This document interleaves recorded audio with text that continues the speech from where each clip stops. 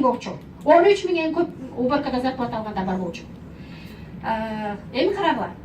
Хорошо, эки вопросту өзүмө касающий теманы билип алдым. Биринчи, силерге азыр айтса, экиден адам чакырып кел күнүгө десе, не дейсиңер? Адам жок. Адам каяктан табам дейсиңер да. Эки тааныш адамы бар, адам барбы, кол көтөрөбүз. Ал не, алар адам эмеспи? Эмнеге силер аны каяктан табам деп айтасыңар? Силер, в отличие от вас, менде танышым жок болчу, действительно, мен Москвага эми эле келгем. Иш издеп жүргөндө эле аркадан кирип алгам. Эми карагыла. Ошол моментте мен мынтип айтат элем. Бул айтканда, даже если мен башка жакта иштебейм го, с утра до вечера бошмун го.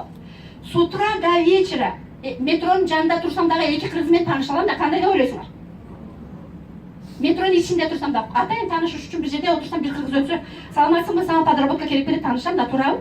И именно так и сделала. Ошондой кылганмын. Постоянно келип туруп, метронун ичинен бир кыз көрүп калсам, жүгүрүп барып таанышат элем. Саламатсызбы?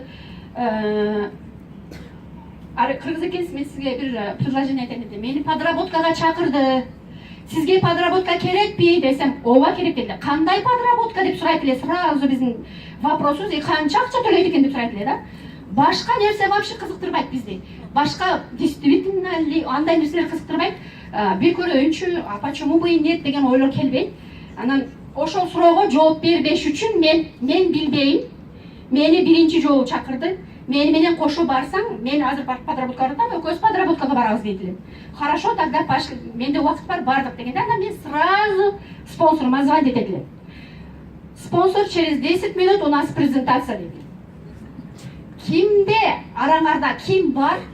Даже лидерлер, которые спонсоруну через 10 минут презентация. Давай презентацияга, давай деп аябай шаштырган адам барбы араңарда? Спонсоруну шаштырган адам барбы? Эмнеге жок, неге шаштырбайсыңар спонсоруңар, силер күтүп отурат наоборот. Мен шаштырып калганда, бул башка жакта окаса, Икаят, я тебе предупреждал, чтоб ты за час заранее айтышың керек болчу деп айтат эле да.